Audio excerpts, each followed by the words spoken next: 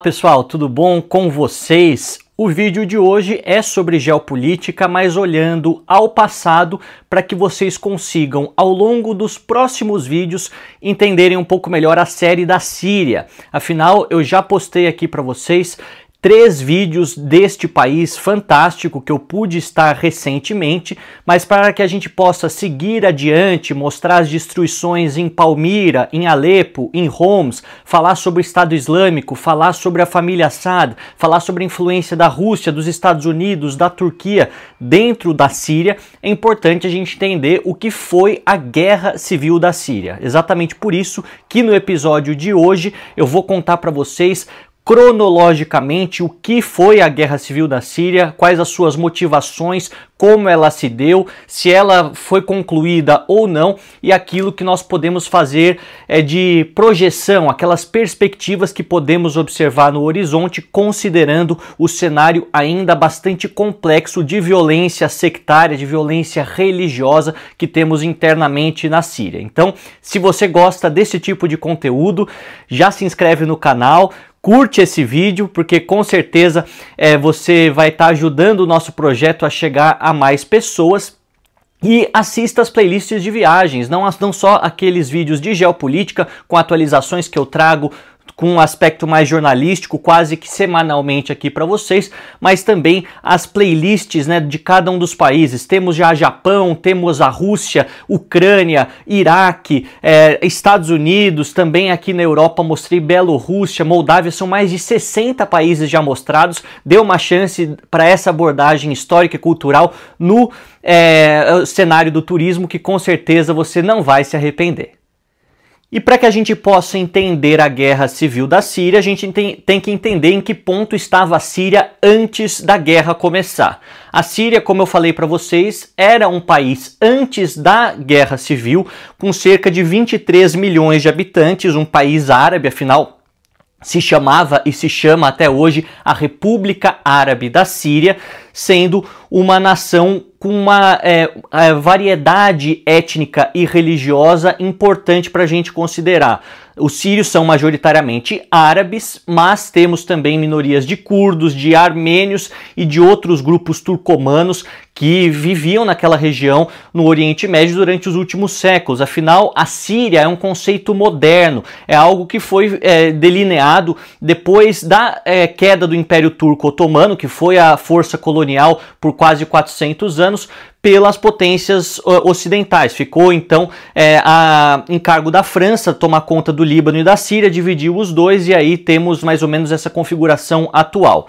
Mas para a Guerra Civil, o importante é entender a família Assad, a família que governou a Síria por mais de 50 anos, inicialmente com Hafez al-Assad, ele que era o pai de Bashar al-Assad, ficou mais famoso durante a época da Guerra Civil, porque era o presidente, e seguia uma linha secularista, ou seja, não colocava muito valor na Sharia, na religião, mas para todos os efeitos era um alauíta, alguém de uma minoria religiosa. Os alauítas são na Síria por volta de 14% nos dias atuais, que governava um país majoritariamente sunita. Então, só pela questão da representatividade, pelas vantagens dadas às minorias alauítas nas esferas do governo, o simples fato dele ser um alauíta já promovia grande revolta na maior parte da população síria.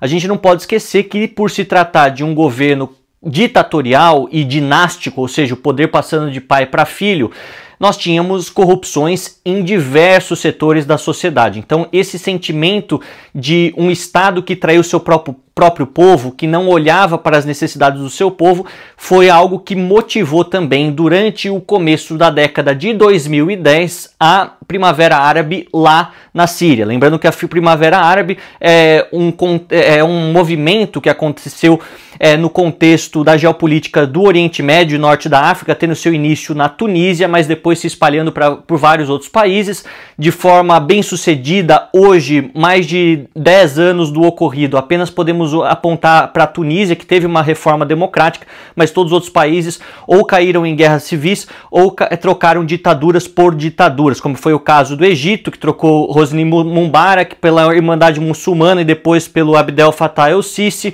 Agora a Síria trocou um ditador provavelmente por outro, e chegaremos lá ao longo desse vídeo, assim como outros países que tentaram mudar a situação interna, mas não conseguiram, como é o caso do Líbano, como é o caso falido também da Líbia, sobretudo pela interferência de potências ocidentais e orientais. A Rússia também teve um papel fundamental, não foi só os Estados Unidos. Ambos ajudaram a destruir essa parte do mundo, mas não vou entrar no mérito do que foi a Primavera Árabe, ou se é bom ou se é ruim, neste vídeo. É pra gente falar da Guerra Civil da Síria.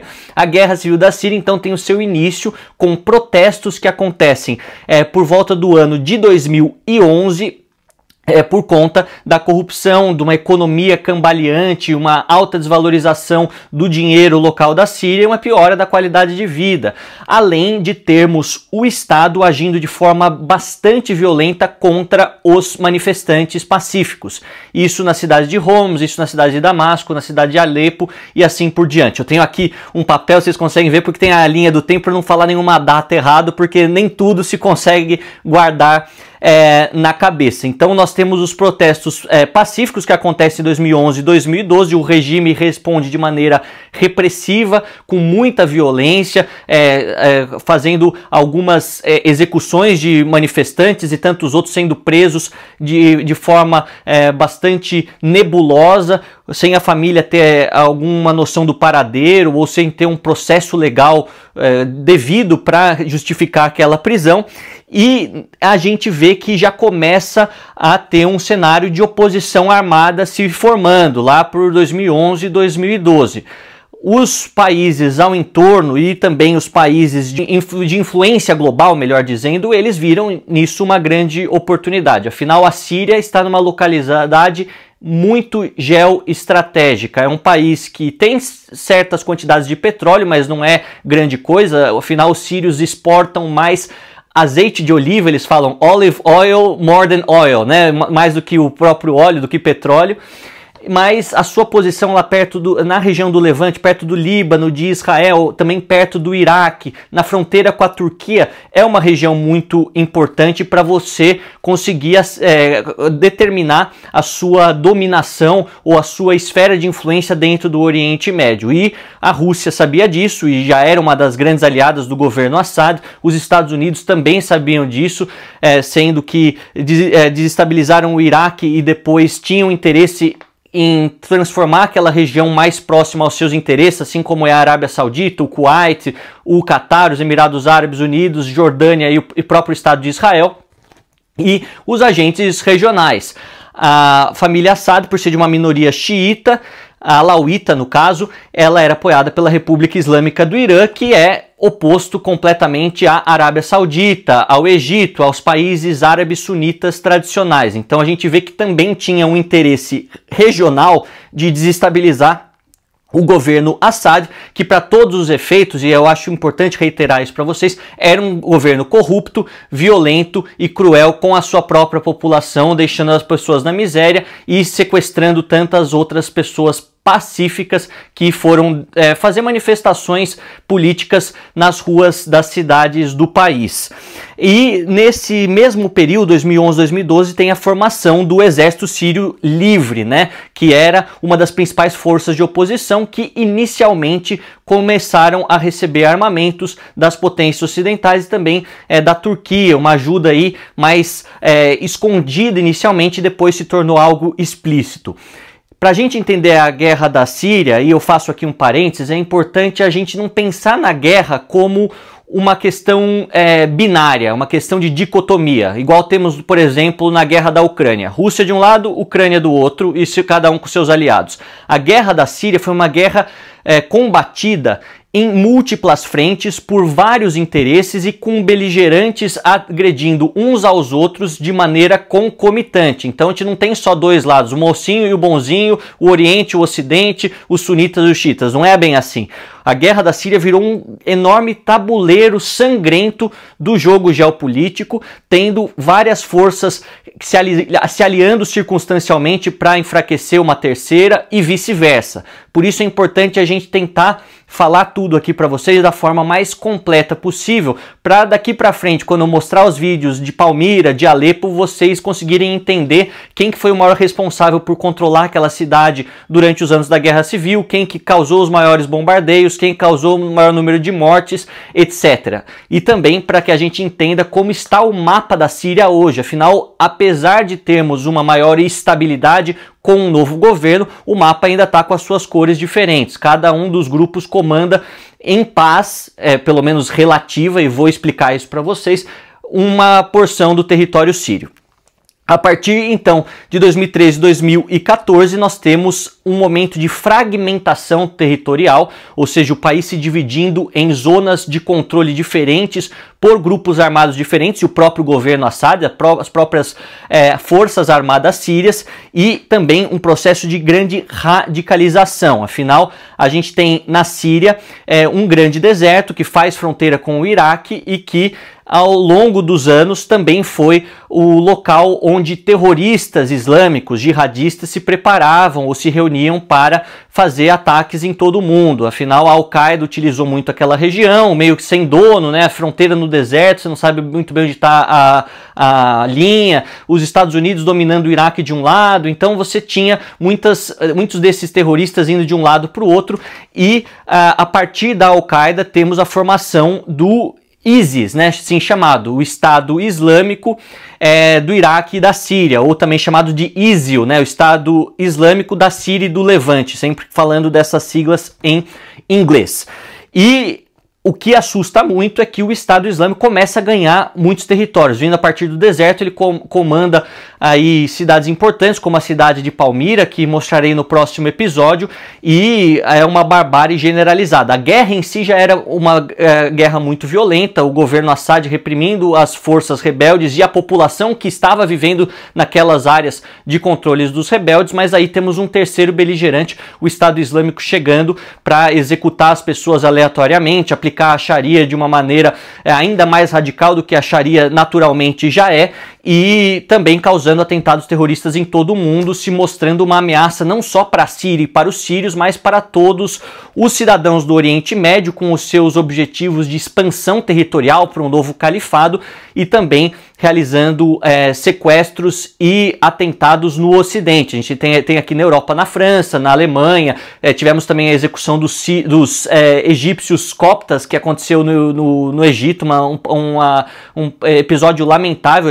Então isso acabou mudando muito o jogo, e os Estados Unidos, que anteriormente ajudavam os rebeldes de maneira meio envergonhada para não se mostrar tanto como um senhor da guerra, ele então entra de forma definitiva dando armamentos para que os rebeldes ataquem o Estado Islâmico, e eles também, a partir das suas bases em outros locais do Oriente Médio e posteriormente bases até mesmo na Síria, atacando o Estado Islâmico. Esse se torna o grande objetivo do então presidente Obama, e depois é levado adiante pelo presidente Donald Trump durante seu primeiro governo, que, segundo ele mesmo, foi o responsável por destruir o Estado Islâmico, já que durante, acho que seu primeiro ano de governo, morreu Abu Bakr al-Baghdadi, que era como se fosse o Osama Bin Laden do Estado Islâmico. Aí nós temos, a partir de 2015, como eu falei, quando o ISIS começa a ter a sua ascensão em várias cidades, o apoio já escancarado das forças externas, e transforma a Síria em um verdadeiro tabuleiro de influências, com um emaranhado de mapas que você pode analisar na internet, difícil até tentar explicar aqui para vocês, mas de alianças que foram feitas em determinados meses, desfeitas em outros e refeitas com outras pessoas mais adiante. Muito, muito complexo esse cenário. A Rússia entra então em 2015 militarmente para auxiliar o seu principal aliado, o Bashar al-Assad, o filho de Hafez al-Assad, e acaba causando enormes bombardeios, tanto em regiões onde comandava o Estado Islâmico, quanto em regiões onde comandavam os rebeldes. E aí a gente vê que neste momento que a guerra se torna mais violenta, com armamentos mais modernos, ela deixa de ter essa característica de guerrilha no deserto, de terroristas fazendo um atentado aqui e outro lá, e se torna uma guerra violenta com armamentos modernos, e ocasiona a grande onda migratória de refugiados sírios para outros países. E aqui eu faço outro parênteses. Nós temos, então, praticamente 6 milhões de sírios deixando o seu país durante aqueles anos, principalmente 2015. A maior parte deles vai para a Turquia, o país mais próximo geograficamente de Alepo, principalmente, se a gente considerar as cidades do norte da Síria. Calculam que por volta de 3 milhões e meio de sírios ainda vivam na Turquia até os dias de hoje. Cerca de 1,5 milhão a 2 foram para o Líbano, outro país que também sente o fardo social de carregar tantos refugiados, considerando que também não é um país muito rico. E entre 1,5 milhão e 2 milhões para a Europa Ocidental, sobretudo aqui a Alemanha, o país onde eu vivo, que recebeu cerca de 1 milhão de sírios. Esse também é um grande problema social na integração e também causa enormes debates sobre o legado de Angela Merkel em relação à sua abertura das fronteiras de forma indiscriminada naquele momento. E outra questão que eu gostaria de falar com vocês em maior detalhe, mas não vou abrir este terceiro parênteses aqui nesse vídeo, senão vai ficar longo demais. Mas a gente tem então uma saída de muitos sírios, uma crise humanitária devastadora, muitas pessoas morrendo e cidades sendo completamente devastadas. E eu percebi isso ao andar pela Síria. O que é difícil na perspectiva atual para a reconstrução do país não é você pensar, bom, vamos reconstruir essa cidade e tá tudo feito. Não, você vai andando quilômetros e quilômetros e tem vilarejos e outras cidades e tantos outros povoados e tantos outros estabelecimentos completamente destruídos, que necessitariam neste momento de grande apoio financeiro do governo, que está enfraquecido ainda do aspecto econômico e precisa apertar muitas mãos de países outrora inimigos para conquistar algum apoio financeiro, algum financiamento para tornar a Síria um país economicamente viável novamente. Afinal, o país continua ainda sendo um local onde as pessoas vivem com esses espólios de guerra, tentando reconstruir os seus estabelecimentos, retomar os seus comércios, mas dependem muito da informalidade, não tem emprego fixo, com carteira assinada na Síria, como era durante os tempos de Assad, pelo menos na década de 80, 90, já que pré-guerra civil era um local já muito empobrecido também do aspecto econômico. Então, nós vemos que os Estados Unidos, a Turquia e os aliados apoiam os grupos rebeldes que querem combater o Estado Islâmico e, de fato, o ISIS acaba perdendo, por volta de 2017, como eu falei para vocês, grande parte do seu território, ficando restrito em algumas localidades no deserto sírio. Então, a ameaça deles foi entre 2015 e 2017, com a intervenção da Rússia e dos Estados Unidos, cada um para os seus interesses. Nós temos a diminuição da sua esfera de influência e da sua conquista territorial. Depois, entre 2018 e 2021, mais ou menos, temos a retomada de alguns territórios por parte do exército de Assad, principalmente as grandes cidades, como Homs, como Alepo, mas nós vemos que em alguns bolsões há já essa fragmentação do território administrada por certos grupos rebeldes, ela permanece. E apesar de trocas de hostilidades pontuais, a guerra não fica de uma maneira tão violenta quanto ela foi naquele auge, lá por volta de 2013 até 2017, 2018. Foram 5 anos muito ruins e outros anos ainda complexos do aspecto humanitário, por conta das sanções econômicas, por conta da crise dos refugiados, por conta das cidades destruídas, muitos órfãos, mas não se torna tão complexa quanto era no auge da guerra, no auge da violência propriamente dita.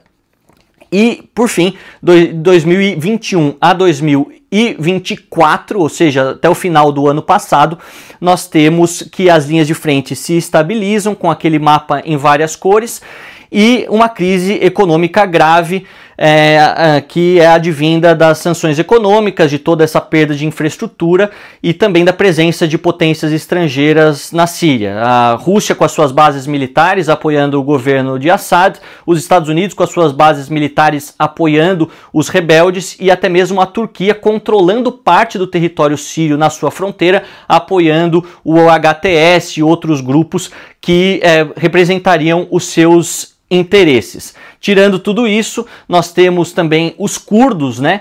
O grupo dos curdos que ficou também lá na fronteira com a Turquia, onde deveria ser o Kurdistão, mas que ajudavam pontualmente os interesses dos Estados Unidos, de outros países árabes e ajudaram a combater o Estado Islâmico, porque foram aqueles que talvez mais sofreram. A região de Al-Raqqa, que fica também no norte da Síria, ela foi a base do Estado Islâmico, uma cidade assim que relembra o Afeganistão nos dias atuais ou no auge do Talibã da década de 90, pela completa desumanidade causada pelos fundamentalistas islâmicos para a própria população. Bom, essa foi a linha do tempo até 2024, apenas um resumo para vocês dos principais beligerantes. Lembrando que há vários outros grupos menores que surgiam, que se autodenominavam com uma tal escola, com uma tal vertente e acabavam também fazendo parte deste conflito armado. Mas as principais forças eram as forças armadas sírias, né? O exército de Bashar al-Assad, financiados principalmente pela Rússia e pelo Irã, apoiados também pelo Hezbollah no Líbano, na fronteira aí entre a Síria e o Líbano. Era uma região em que eles também recebiam treinamento militar, até mesmo armamentos do Hezbollah, que era o braço iraniano, a proxy iraniana mais forte no Oriente Médio até a guerra com Israel recentemente, e outras milícias xiitas no Iraque e grupos políticos simpatizantes da causa de Assad, ou da perpetuação da ditadura Assad por mais tempo. Temos a oposição síria extremamente dividida, o exército sírio livre, assim falando é melhor, inicialmente secular, mas que depois foi se fragmentando em vertentes mais secularistas, outras um pouco mais radicais, vários grupos islamitas, como a própria frente al-Nusra, né, que tinha dentro do seu conglomerado lá o Hayat Tahrir al-Sham, o HTS, viraria a força de predominância política na Síria em 2024, afiliada à Al-Qaeda, depois rompe, mas financiada essencialmente pela Turquia e pelo Catar. Então as forças de oposição tinham parte delas o financiamento vindo do Ocidente, principalmente dos Estados Unidos, alguns países da OTAN pontualmente, além do Catar, Arábia Saudita, Emirados Árabes Unidos e a Turquia. Os curdos sírios, esse aí por ser um grupo étnico específico e que gostaria de ter o seu próprio país, acabaram sendo utilizados como aliados ou como inimigos, dependendo de quem você perguntava, mas que lutavam pela autonomia do norte da Síria, tinham problemas muito grandes com o governo da Turquia, ainda tem, porque os curdos são considerados inimigos dos turcos há muito tempo, desde a fragmentação do Império Otomano, mas que receberam também apoio dos Estados Unidos e depois os Estados Unidos meio que os abandona. Essa foi a mensagem que muitos dos curdos mandaram na época que há a retirada de muitas das tropas, e os russos acabam naquele momento herdando as posições tomadas pelos americanos, causando também muita preocupação e instabilidade dentro da comunidade curda. E o Estado Islâmico, que depois praticamente desapareceria, ele ainda é presente em alguns locais do Iraque e da Síria, como me foi contado, mas eles não têm mais a mesma força e não têm a capacidade de dominar qualquer tipo de região, considerando como foram duramente abalados pela coalizão liderada pelos Estados Unidos de um lado e pela Rússia do outro durante a Guerra Civil. Então, para concluir toda essa questão cronológica, em 2024 nós temos uma ofensiva que acontece desde a cidade de Idlib, que era o bastião do HTS, o bastião da região norte, lá próxima à Turquia, conquistando Alepo, Hama, Homs, até chegar em Damasco, onde o ditador Bashar al-Assad foge, vai para a Rússia, e até hoje permanece por lá, pelo menos o que dizem as fontes oficiais, e o antigo terrorista procurado pelos Estados Unidos com uma recompensa de 10 milhões de dólares na sua cabeça, o Mohammed al-Julani, se torna o presidente interino da Síria, abandonando o seu nome de guerra e voltando a ser conhecido com o seu nome civil, Ahmed al-Sharaa, abandonando a roupa de terrorista e colocando as roupas civis para governar uma Síria que supostamente será livre, democrática e unida para todos. Aí foi estabelecido um plano de governo interino por mais 3 anos, uma nova constituição. Para todos os efeitos, eu acredito que ele vai continuar a ser um ditador da Síria, assim como foram os que o precederam e assim como nós temos de maneira generalizada em todo o mundo islâmico no Oriente Médio. Mas há sim a queda de Assad e a promessa de um governo mais aberto ao resto do mundo. Lembrando que há uma forte hipocrisia do Ocidente nesse momento, já que os Estados Unidos, depois com o presidente Trump, se encontram com o presidente al-Sharaa, retiram as sanções econômicas e dizem que ele é o legítimo presidente da Síria, apesar de há cerca de 6, 7 meses ser ainda considerado um terrorista inescrupuloso. A gente vê que a violência sectária continua acontecendo na Síria, aconteceu contra os alauítas no começo desse ano, no final do ano passado, começo desse ano, contra os cristãos, muitos deles mortos, e contra os drusos, outra minoria religiosa que nós temos no sul da Síria. Centenas de pessoas morreram, muitas delas assassinadas simplesmente pela sua afiliação religiosa, ou seja, mostra que talvez essa índole de moderação que eles tentam transparecer durante os últimos meses não seja a realidade. Talvez essa índole de jihadismo, da supremacia sunita árabe, ainda permaneça no coração do atual governo sírio. Afinal, muitos daqueles que eram chamados de terroristas, que eram combatentes de guerrilha, de jihadistas para todos os efeitos, agora fazem parte das Forças Armadas Sírias, são soldados oficiais do exército. Então, até que ponto foi feita uma triagem para saber se as pessoas são radicais ou não? Obviamente que não foi, e aí está a hipocrisia de achar que aqueles que fizeram tão mal no passado e continuam fazendo no presente podem representar algum tipo de mudança positiva. De fato, há um sentimento de esperança dentro da Síria e isso eu pude constatar, mas para o longo prazo, não sabemos. É uma região muito volátil, uma região que tem um rastilho de pólvora por todos os cantos e que pode, de uma hora para outra, mudar definitivamente sem que nós percebamos. E por isso mesmo que eu prefiro não fazer nenhuma análise definitiva do que vai acontecer, daquilo que pode ter representado essa nova chegada de al-Sharaa, uma democracia síria livre para todos e que todas as religiões e etnias andam de mãos dadas. Balela, isso eu acho muito, muito difícil de acontecer, a exemplo de todos os outros países ao entorno da Síria que prometeram fazer o mesmo e nunca conseguiram. Agora, falando sobre os números do conflito, acho importante para fazer a conclusão desse vídeo. Os mortos, de acordo com a ONU, superam a faixa das 500 mil pessoas, ou seja, quase 500 mil de pessoas. É um número assim, absurdo, se a gente for considerar as guerras recentes, né? Feridos mais de 2 milhões, muitos deles que foram mutilados ou tiveram amputações e para todos os efeitos têm a sua vida alterada para sempre, além de tantos outros milhões que viveram nesse contexto e levam os traumas da guerra para o resto da vida. Deslocados internos, quase 7 milhões de pessoas. Deslocados externos, como eu falei para vocês, quase 6 milhões de pessoas. A população da Síria atualmente, ela figura na faixa de 6 milhões a menos do que estava antes da guerra, exatamente pelas mortes e pelos deslocamentos. E uma infraestrutura destruída que causou um prejuízo calculado na faixa de centenas de bilhões de dólares. Pode não parecer tanto assim se a gente comparar com o PIB dos grandes países, mas com um país pequeno como é a Síria, é um valor imenso e difícil de ser alcançado de forma independente para a reconstrução. Por isso que eu acho que, caso queira mesmo mostrar essa moderação, mostrar uma melhor imagem, o atual presidente Al-Sharah vai precisar conversar com a Arábia Saudita, com o Catar, com os Emirados Árabes Unidos, apertar muitas mãos e conseguir o dinheiro dos seus irmãos árabes ricos para tornar a Síria socialmente e economicamente um país viável novamente.